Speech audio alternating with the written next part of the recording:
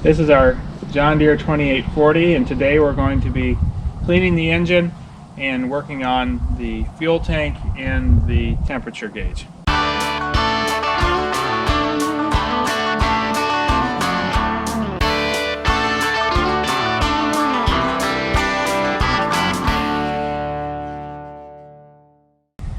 So we purchased this 2840 last fall. We use it primarily for running a round baler and for other haying activities. I'm going to be running the snowblower on it this winter as well.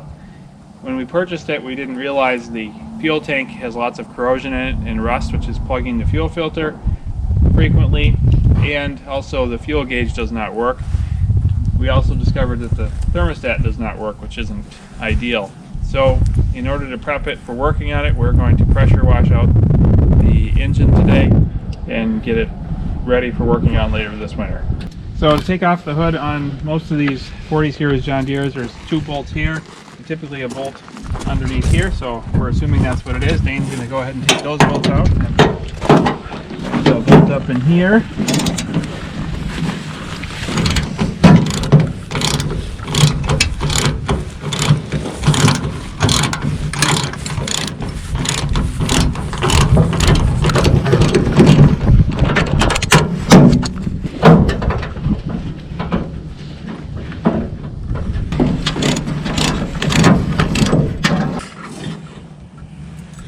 So after you unbolt the hood, there's two bolts there, one bolt here, you gotta take off your fuel caps, and then the tricky part is getting it up, out from under here and over the exhaust pipe.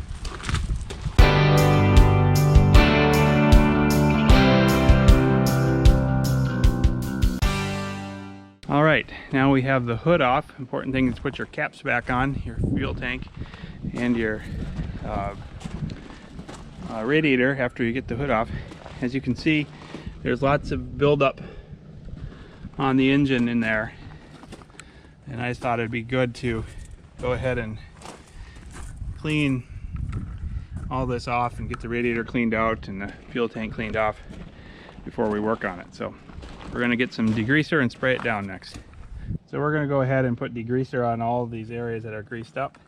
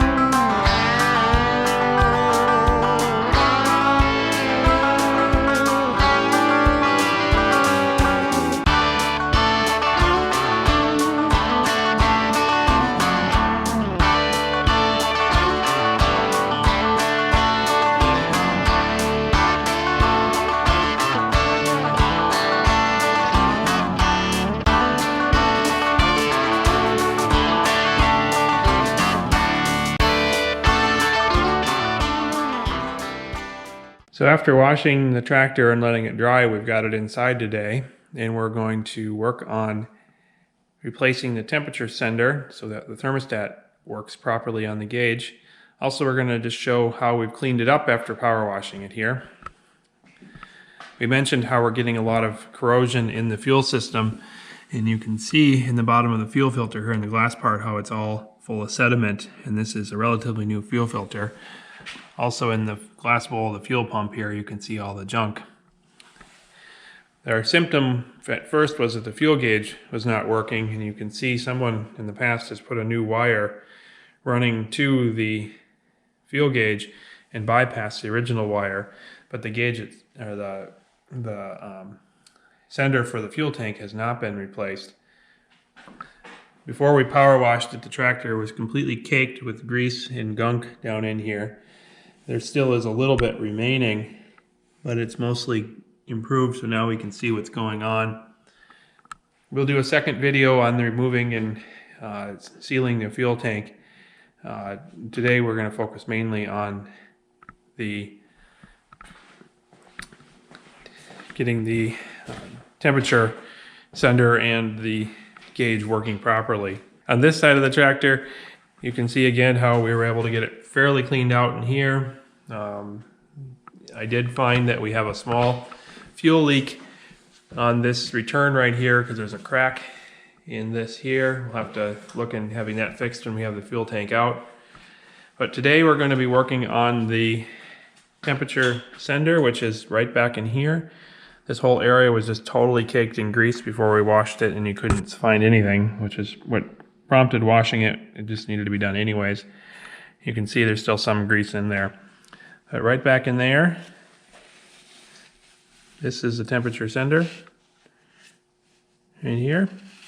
And we're going to work on pulling that out. This wire just will probably pull right off the top here, like so.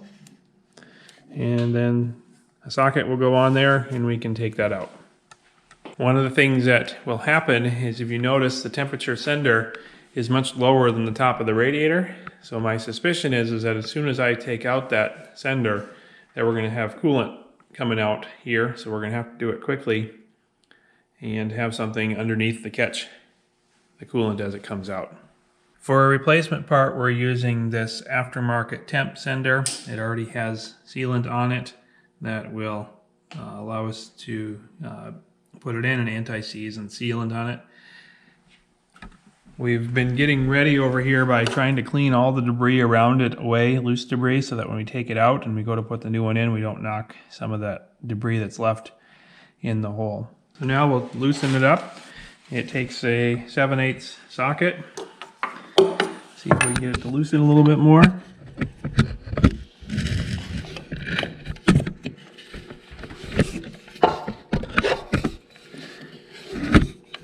And I'm going to get it so I think I can get it finger loose, and I'm going to clean it. So now we've got it loosened to the point where I can see a little bit of coolant seeping. I'm just going to make sure there's no debris that's going to fall in when I take it out. It's really kind of tricky in here to do. If I can get in there by hand.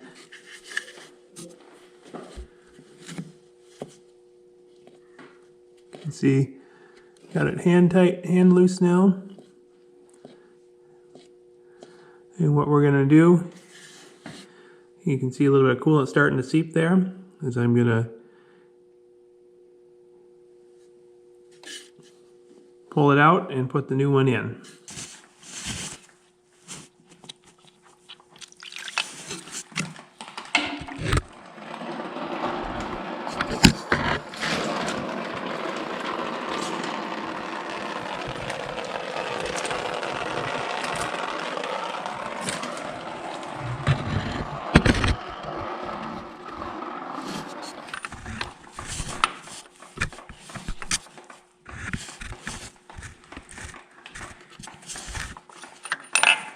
A little bit hard in there to tell if I want to make sure I have it threaded right.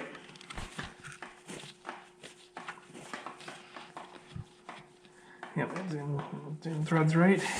Okay, so we didn't lose too much coolant. Now we're going to snug it back down in.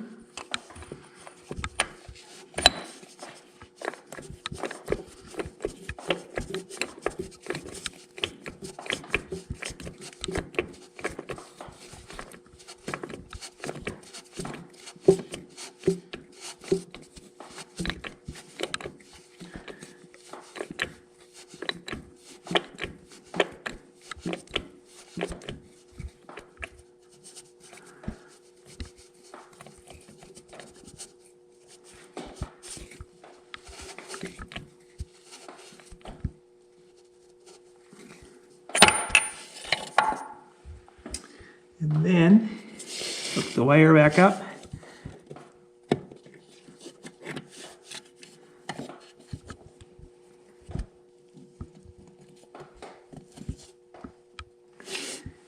And there we go.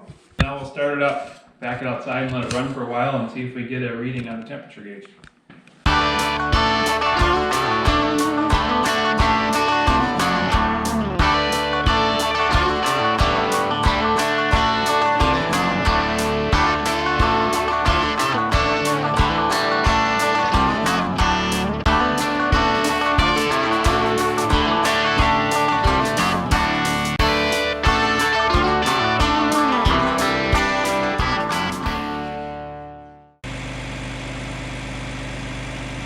So the snow is starting to fly, and it took longer than I intended to get the thermostat fixed. We'll have to save the fuel tank to the spring. Need the tractor a little bit too much right now. Today we'll go ahead and get the snowblower on. Get ready for winter.